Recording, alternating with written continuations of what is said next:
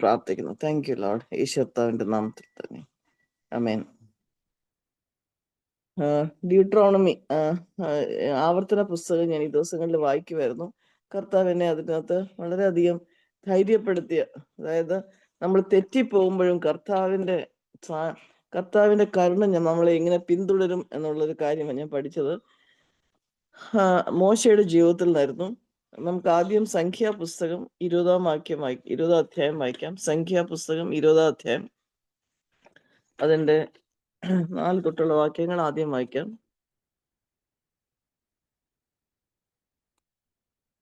സംഖ്യ 20 അതിന്റെ 2 തൊട്ട് വായിക്കുക. ജനത്തിന് കുടിപ്പാൻ വെള്ളം ഉണ്ടായിരുന്നില്ല. അപ്പോൾ അവർ മോശയ്ക്കും അഹരോനും വിരോധമായി കൂട്ടം കൂടി ജനം മോശയോട് കലഹിച്ചു. ഞങ്ങളുടെ സഹോദരന്മാർ യഹോവയുടെ സന്നിധിയിൽ മരിച്ചപ്പോൾ ഞങ്ങളും മരിച്ചു പോയിരുന്നു എങ്കിൽ കൊള്ളായിരുന്നു. നമ്മുടെ ജീവിതത്തിൽ പലപ്പോഴും നമ്മൾ ലോകത്തിൽ ജീവിക്കുമ്പം ഇങ്ങനത്തെ സാഹചര്യങ്ങൾ നമ്മുടെ ജീവിതത്തിൽ വരും.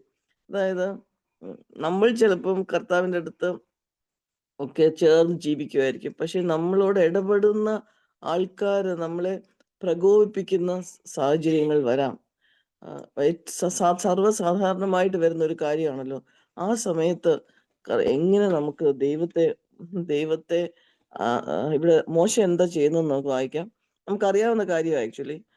6-ാമത്തെ വാക്യത്തിൽ ദൈവം അതിനൊരു സൊല്യൂഷൻ പറയുന്നുണ്ട് ഇവർ കലഹിക്കുന്നതിന്. 6-ാം വാക്യം.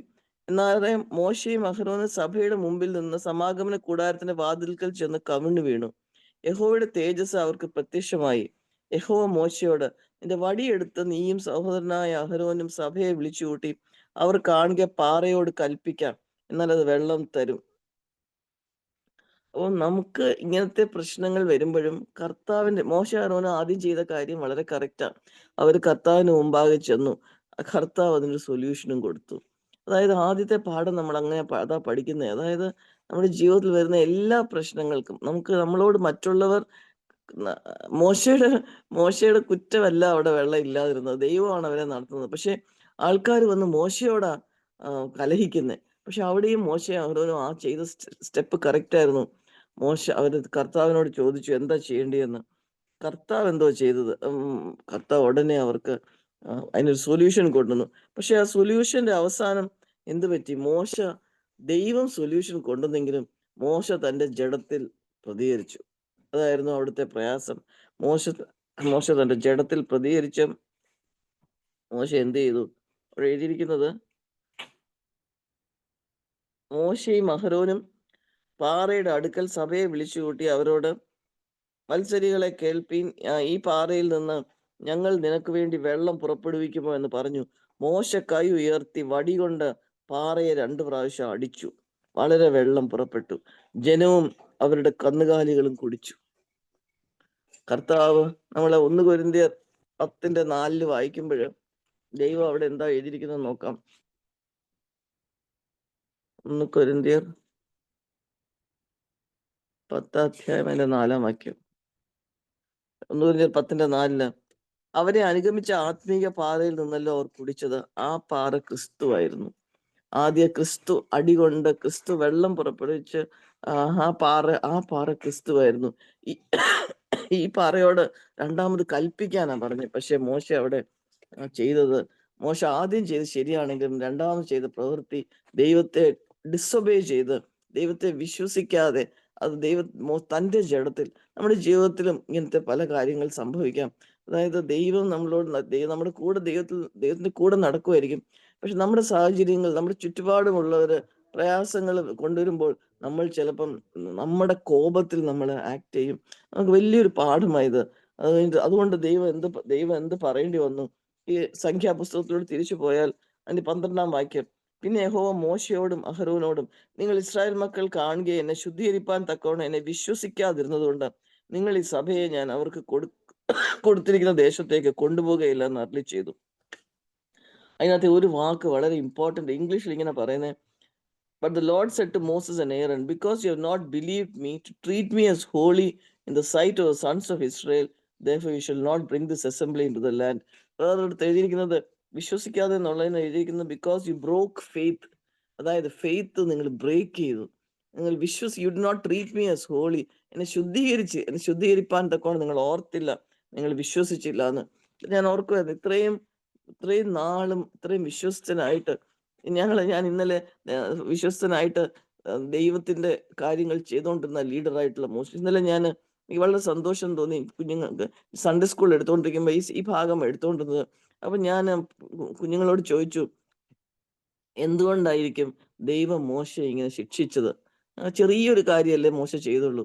ഉടനെ ഒരു മകൻ, തീരെ ചെറുപ്പം അവന്, സ്കൂളിൽ പഠിക്കുന്നേ ഉള്ളൂ, അവൻ പറഞ്ഞു, നമ്മൾ എത്ര ദൈവത്തോട് അടുത്തിരിക്കുന്നോ, നമ്മുടെ റിലേഷൻഷിപ്പ് എത്ര ക്ലോസ് ആണോ, അത്രയും നമുക്ക് ചെറിയ തെറ്റിൽ നമുക്ക് പണിഷ്മെന്റ് കിട്ടും. എനിക്ക് വളരെ സന്തോഷം തോന്നി ആ കുഞ്ഞിനത് മനസ്സിലായല്ലോ എന്നുള്ള ഓർത്തിട്ട് വളരെ സന്തോഷം തോന്നി. ആക്ച്വലി അത് കറക്റ്റ് ആണ്. നമ്മൾ ചിലപ്പം ഒരു പുതിയതായിട്ട് കർത്താവിനെ അറിയുന്ന ഒരാള് ഒരു തെറ്റ് ചെയ്താൽ ചിലപ്പം ദൈവം അതൊന്നും ചെയ്യത്തില്ല. പക്ഷെ നമ്മൾ കാരണം പക്ഷെ അതേസമയം ദൈവത്തെ കൂടുതൽ മനസ്സിലാക്കി നമ്മളൊന്ന് വിശ്വാസത്തിൽ തന്നെ ഒന്ന് പതറിക്കഴിയുമ്പോൾ ദൈവത്തിന് അത് താങ്ങാൻ പറ്റില്ല.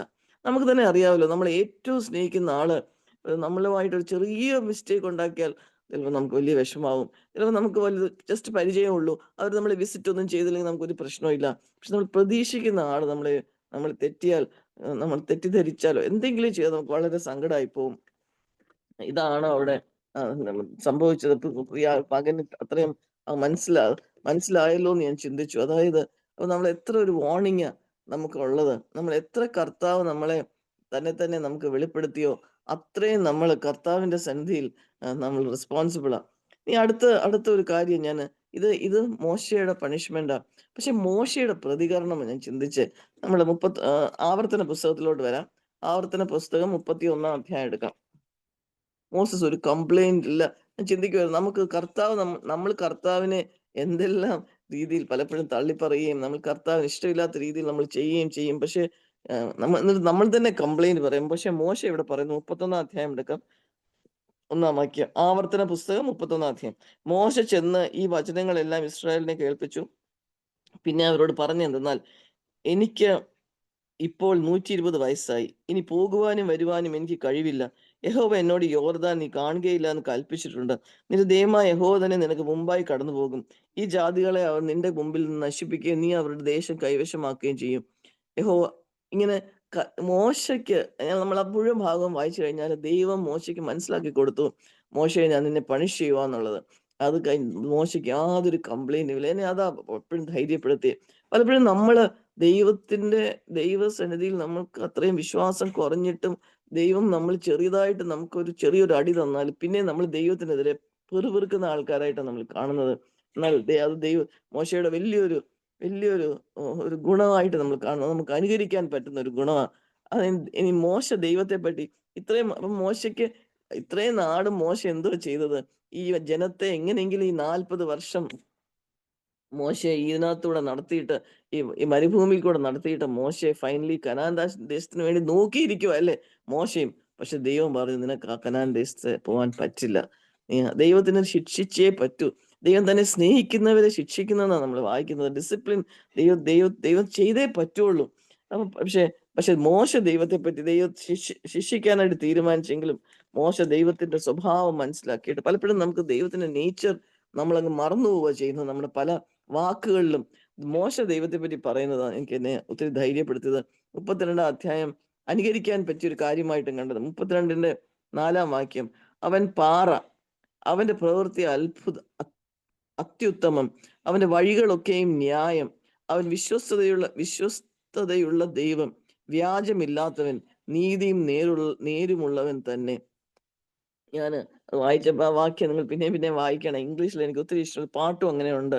The rock, his work is perfect, for all his vase are just, A God of faithfulness and without injustice.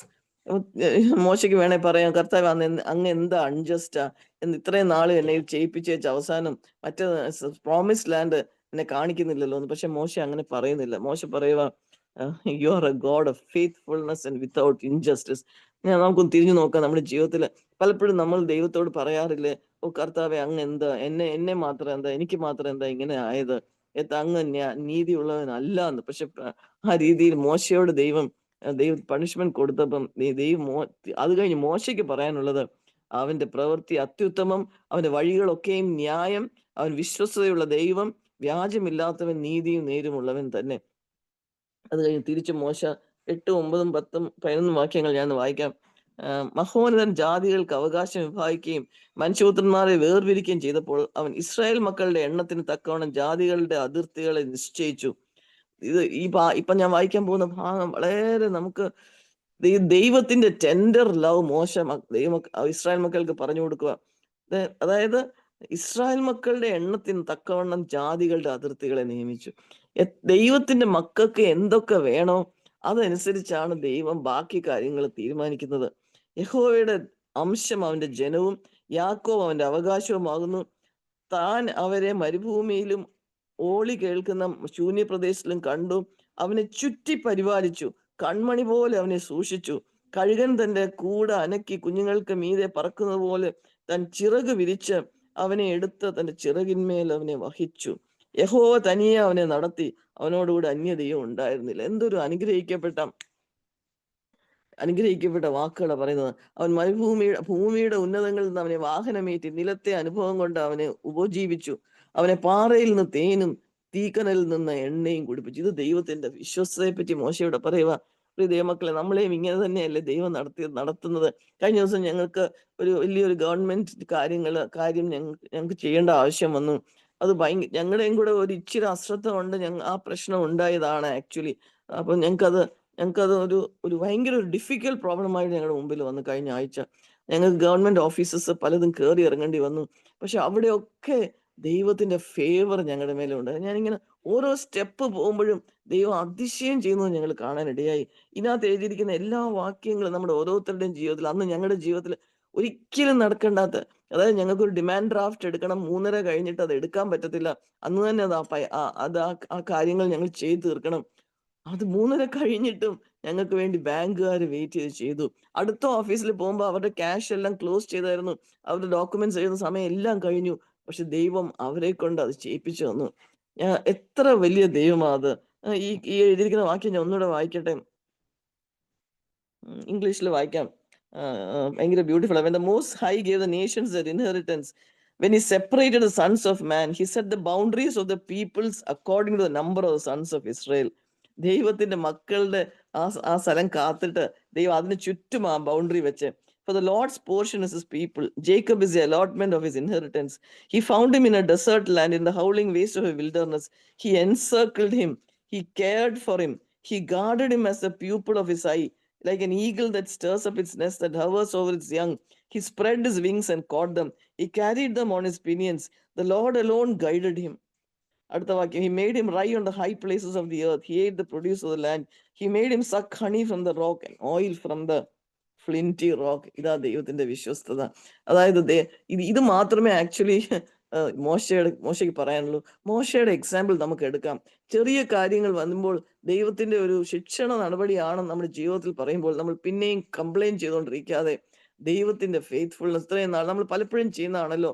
ദൈവം നമുക്ക് എല്ലാ കാര്യങ്ങളും ചെയ്ത് തന്നിട്ട് ഒരു കാര്യത്തിൽ നമുക്ക് തോന്നും ഇതെന്താ ഇങ്ങനെയും തോന്നുന്നുണ്ടെങ്കിൽ നമ്മൾ അത് മാത്രം എടുത്ത് കംപ്ലൈന്റ് ചെയ്യുന്ന സ്വഭാവമാണ് നമുക്കുള്ളത്. നമുക്ക് ഈ ഡ്യൂട്രോണമി ആവർത്തന പുസ്തകത്തിന്റെ അവസാന അധ്യായം കൂടെ വായിച്ചിട്ട് നമുക്ക് അവസാനിപ്പിക്കാം. അതിനകത്ത് മോശയുടെ മരണത്തെ പറ്റിയാണ്. എന്തൊരു അനുഗ്രഹിക്കപ്പെട്ട ഈ കാര്യം ദൈവം മോശയോട് പറഞ്ഞെങ്കിലും ഒരാളെ ദൈവം അടക്കുന്ന കാര്യം നമുക്ക് ചിന്തിക്കാൻ പറ്റത്തില്ല. നമുക്കത് എന്തൊരു ഓണറാ അത്. നമുക്കറിയാം, വലിയ ലീഡേഴ്സ് മരിക്കുമ്പോഴും ഗവൺമെന്റ് ആകമ്പടിയോടെ അവരുടെ അടക്കമൊക്കെ നടത്തുന്നത്. ഇവിടെ ദൈവം മോശയെ അടക്കുന്നത് നമുക്ക് വായിക്കാം. പക്ഷെ അതിനേക്കാളും ഞാൻ ചിന്തിച്ചത്, എന്നെ അടക്കി അതൊരു വലിയ കാര്യമാണ്. കാരണം മോശയുടെ ആത്മാവ് കർത്താവിൻ്റെ അടുത്ത് പോയി. അത് കഴിഞ്ഞ് 7-ാമത്തെ വാക്യം, 34-ന്റെ 7-ാമത്തെ വാക്യം വായിക്കാം. മോശ മരിക്കുമ്പോൾ അവൻ 120 വയസ്സായിരുന്നു. അവന്റെ കണ്ണ് മങ്ങാതെയും അവന്റെ ദേഹബലം ക്ഷയിക്കാതെയും ഇരുന്നു. ഇസ്രായേൽ മക്കൾ ക്ഷയിക്കാതെയും ഇരുന്നു. ആ ഭാഗമാണ് ഞാൻ ചിന്തിച്ചത്. മോശ തെറ്റ് ചെയ്തു അവിടെ. എന്നിട്ട് ഈ മോശ, നമുക്ക് സമയമില്ലല്ലോ, 32-ലും 33-ലും ഒക്കെ മോശ ഇസ്രായേൽ മക്കളെ ഓർപ്പിക്കുക, നിങ്ങള് അങ്ങോട്ട് പോകുമ്പോൾ പേടിക്കണ്ട, ബി സ്ട്രോങ് ആൻഡ് കറേജസ്. 3, 4, 5 പ്രാവശ്യം അധ്യായത്തിൽ പറയുന്നുണ്ട്, നിങ്ങൾ ധൈര്യമായിട്ടിരിക്കുക. നിങ്ങൾ അവിടെ പോകുമ്പോൾ നിങ്ങൾക്ക് എനിമീസ് ഞാൻ കാണത്തില്ല, പക്ഷെ ദൈവം നിങ്ങൾക്ക് മുമ്പേ പോകും. പിന്നെയും പറയുക, ദൈവം നിങ്ങൾക്ക് മുമ്പേ പോകും, നിങ്ങൾ പേടിക്കേണ്ട ആവശ്യമില്ല. B strong and courageous, B strong and courageous എന്ന് മോശ പിന്നെയും പറഞ്ഞു കൊടുക്കുക. എന്നിട്ട് മോശ മോശയുടെ കാര്യം എഴുതിയിരിക്കുന്നത് അവന്റെ കണ്ണ് മങ്ങിയില്ല, അവന്റെ ദേഹബലം ക്ഷയിച്ചില്ല. എൻ്റെ മനസ്സിൽ വന്നത്, ദൈവം ഒരു കാര്യം നമ്മളെ ഏൽപ്പിച്ചാല് നമ്മുടെ കണ്ണ് മങ്ങാതെയും നമ്മുടെ ദേഹബലം ക്ഷയിക്കാതെയും ആ കാര്യം അവസാനത്തോളം തികയ്ക്കാനായിട്ട്, ദൈവത്തിന്റെ സമയം വരെ ക്ഷയിക്കാനായിട്ട്, ദൈവത്തിന്റെ സമയം വരെ അത് തീർക്കാനായിട്ട് ദൈവം നമുക്ക് കൃപ തരും. നമുക്ക് മക്കളെ വളർത്താൻ കൃപ തന്നിട്ടുണ്ടെങ്കിൽ അവരെ അവസാനം വരെയും ഏറ്റവും വിശ്വസ്തയോടെ ചെയ്യാൻ ദൈവം സഹായിക്കും. ഒരു സഭയിലെ ശുശ്രൂഷകളെ തന്നിട്ടുണ്ടെങ്കിൽ അത് അവസാനം വരെ തികയ്ക്കാനായിട്ട് ദൈവം സഹായിക്കും. എന്തെങ്കിലും ഒരു ചെറിയ ഇന്ന് ഒരു ഒരു കിച്ചണിൽ ഒരു കുക്കിംഗ് ചെയ്യാനായിട്ടാണ് ദൈവം ഇൻട്രസ്റ്റ് ചെയ്തിട്ടുണ്ടെങ്കിൽ, അല്ലെങ്കിൽ ഒരു തൂത് തുടയ്ക്കാനായിട്ട് ദൈവം ഇൻട്രസ്റ്റ് ചെയ്തിട്ടുണ്ടെങ്കിൽ, അത് ചെയ്യാനായിട്ട് അവസാനം വരെ ചെയ്യാനായിട്ട് ദൈവം സഹായിക്കും. അത് വിശ്വസ്തയോടെ ദൈവസന്നിധിയിൽ ദൈവം ഏൽപ്പിച്ചെന്നുള്ള ആ സന്തോഷത്തോടെ നമുക്ക് ചെയ്യാം. ദൈവം നമ്മളെ സഹായിക്കട്ടെ. നമ്മൾ ഈ പഠിച്ച പാഠങ്ങളൊന്ന് റിവൈസ് ചെയ്യാം. അതായത് ഒരു കാരണവശാലും ദൈവത്തിന്റെ കൂടെ നമ്മൾ നടക്കുമ്പോൾ ഒരു ചെറിയ കാര്യം വരുമ്പോൾ നമ്മൾ നമുക്ക് നമ്മുടെ കോപം ജ്വലിക്കാൻ വരേണ്ട ആവശ്യമില്ല. മനുഷ്യരോടല്ല മനുഷ്യർ നമ്മളെ എങ്ങനെ പറഞ്ഞാലും ദൈവം നമ്മൾ കൂടി പ്രവർത്തിക്കും. ആ മോശയുടെ അഹരോന്റെയും എക്സാമ്പിൾ നമുക്ക് എടുക്കാം. ആൾക്കാർ കോപിച്ചപ്പോൾ അവര് ദൈവസന്നിധിയിലോട്ട് പോയി വീണു. ദൈവം ഉടനെ അവർക്ക് സൊല്യൂഷൻ കൊടുത്തു. പക്ഷെ ആ സൊല്യൂഷൻ അവർ എടുക്കുന്നതിന് പകരം അവരുടെ ജഡം അവിടെ പ്രവർത്തിച്ചു. നമ്മളെ വളരെ, കർത്താവേ ഈ പ്രാർത്ഥന നമുക്കും ഇങ്ങനെ സംഭവിക്കാം. അപ്പൊ നമുക്ക് എപ്പോഴും ഈ പ്രാർത്ഥന, കർത്താവേനോട് എന്നെ സഹായിക്കണമേ, എൻ്റെ വായിലെ വാക്കുകളും എൻ്റെ ഹൃദയത്തിലെ ധ്യാനവും അങ്ങേക്ക് പ്രസാദകരമായിരിക്കണമേ. എപ്പോഴും നമുക്ക് പ്രാർത്ഥിക്കാം. കർത്താവേ, എന്നെ ശോധന ചെയ്ത് എൻ്റെ ജീവിതം എന്നെ പരിശോധിച്ച് എൻ്റെ തെറ്റുകളെ എനിക്ക് മനസ്സിലാക്കി തരണമേ എന്ന് നമുക്ക് പ്രാർത്ഥിക്കാം. എന്നാൽ പിന്നെ നമുക്ക് ആശ്വസിക്കാനുള്ളത്, മോശയെ ദൈവം കൈവിട്ടില്ല. മോശയ്ക്ക് ആ ഒരു ശിക്ഷണ നടപടി കൊടുത്തെങ്കിലും അവസാനം വരെ ഗോഡ് ഓണേർഡ് മോസസ്. അവസാനം വരെ അവന്റെ ശക്തി ക്ഷയിച്ചില്ല. മാത്രമല്ല, ദൈവം മോശയെ അടക്കി. അത് കഴിഞ്ഞ് നമുക്കറിയാം, വെളിപ്പാട് പുസ്തകം വായിക്കുമ്പോൾ മോശയുടെ പാട്ടാണ് ആ ഹെവനിലും പാടുന്നത്. They sang the song of Moses എന്നാണ് എഴുതിയിരിക്കുന്നത്. ദൈവം നമ്മുടെ ജീവിതത്തിൽ ഇതിൽ നമ്മൾ എന്താ പഠിക്കുന്നത്? ദൈവത്തിന്റെ കൂടെ നടപ്പില് let us not break faith. He broke faith എന്നാണ് എഴുതിയിരിക്കുന്നത് ഇംഗ്ലീഷിൽ ആ വേർഡ്.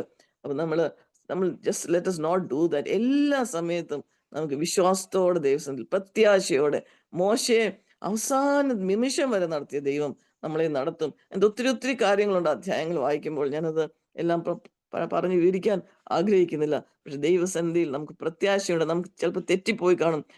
നമ്മുടെ കോപത്തിൽ ചിലപ്പോൾ എന്തെങ്കിലുമൊക്കെ പറഞ്ഞ് മെസ്സാക്കി കാണും. പക്ഷെ എന്നാൽ പോലും ദൈവം നമ്മളെ കൈവിടത്തില്ല. അവസാനം വരെയും ദൈവം നടത്തും. അങ്ങനെ നമുക്ക് അടുത്ത തലമുറയോട്, ജോഷുവയോടും ഇസ്രായേൽ മക്കളോടും മോശയ്ക്ക് പറയാൻ പറ്റി, be strong and courageous, be strong and courageous. ഞാൻ കാണത്തില്ല, പക്ഷെ God will go ahead of you. God will go ahead. അതാണ് സത്യം. നമുക്കും അടുത്ത ജനറേഷനോടും നമ്മുടെ കൂടെ ഇടപെടുന്നവരോടും, നമ്മൾ ചിലപ്പോൾ ഇന്ന് അവരുടെ കൂടെ കാണും, നാളെ നമുക്ക് പോകാൻ പറ്റില്ലായിരിക്കും, വേറൊരു സ്ഥലത്തായിരിക്കും. പക്ഷെ നമുക്ക് മറ്റുള്ളവരെ എൻകറേജ് ചെയ്യാം. Be strong and courageous, God is going to go ahead of you എന്ന് നമ്മളെ സഹായിക്കട്ടെ. ആർക്കെങ്കിലും ഒരാൾക്ക് പ്രാർത്ഥിച്ച് അവസാനിപ്പിക്കാം. കർത്താവേ, കർത്താവെ, നല്ല സമയം നന്നായി സ്തോത്രം ചെയ്യുന്നു കർത്താവെ. നല്ല വചനങ്ങൾ കേൾക്കുവാൻ ഞങ്ങളെ അനുവദിച്ചുകൊണ്ട് സ്തോത്രം കർത്താവെ. ഞങ്ങൾ പലപ്പോഴും ഈ കേട്ട കാര്യങ്ങളിലൊക്കെയും കുറവുള്ളവരാണെന്ന് സമ്മതിക്കുന്നു കർത്താവെ. എന്നാൽ ദൈവം വിശ്വസ്തനായി ഞങ്ങളെ കരുതുകയും ഞങ്ങൾ അറിയുന്നതിന് മുമ്പ് ഞങ്ങൾക്ക് വേണ്ടി കാര്യങ്ങളൊക്കെയും ക്രമീകരിച്ചിരുന്ന് ദൈവം എന്ന് മനസ്സിലാക്കുവാൻ ഇടയാക്കിയല്ല കർത്താവെ. വിശ്വസ്തരായിട്ട് അന്ത്യത്തോടെ നിൽക്കുവാൻ, അങ്ങ് ഏൽപ്പിച്ച കാര്യങ്ങൾ ഉത്തരവാദിത്തത്തോടെ ചെയ്യുവാൻ ഒക്കെ ഞങ്ങളെ സഹായിക്കണമെന്ന് പ്രാർത്ഥിക്കുന്നു കർത്താവത്തിൽ. നല്ലവണ്ണം ഞങ്ങളുടെ ഓരോരുത്തരുടെയും ജീവിതത്തിൽ കൂടെ ഞങ്ങൾക്ക് മനസ്സിലാകുന്നെങ്കിലും പലപ്പോഴും ഞങ്ങൾ കർത്താവെ അവിശ്വസ്തരാണ് കർത്താവെ. ആ കുറവ് ഞങ്ങൾ ക്ഷമിക്കണമെന്ന് പ്രാർത്ഥിക്കുന്നു. മായിക വചനം കൊടുത്തതിനായ സ്തോത്രം. നല്ല വചനം കേൾക്കാൻ അനുവദിച്ചുകൊണ്ട് സ്തോത്രം. പ്രിയപ്പെട്ടവരെ കൂട്ടിക്കൊണ്ട് വന്നതിനായ സ്തോത്രം. ഇനിയും കേൾക്കുന്നവരെയും അത് എൻകറേജ് അവർക്കും ആക്കി കൊടുക്കണമെന്ന് പ്രാർത്ഥിക്കുന്നു. ഇപ്പൊ ഞങ്ങൾ പിരിയുന്ന കർത്താവെ, പിരിയാത്ത സ്ഥാനത്ത് നിറയ്ക്കണമെന്ന് പ്രാർത്ഥിക്കുന്നു. പ്രാർത്ഥന കേൾക്കാൻ സ്തോത്രം. എല്ലാം താഴ്മ കേൾക്കണമേ. Amen. Praise the Lord.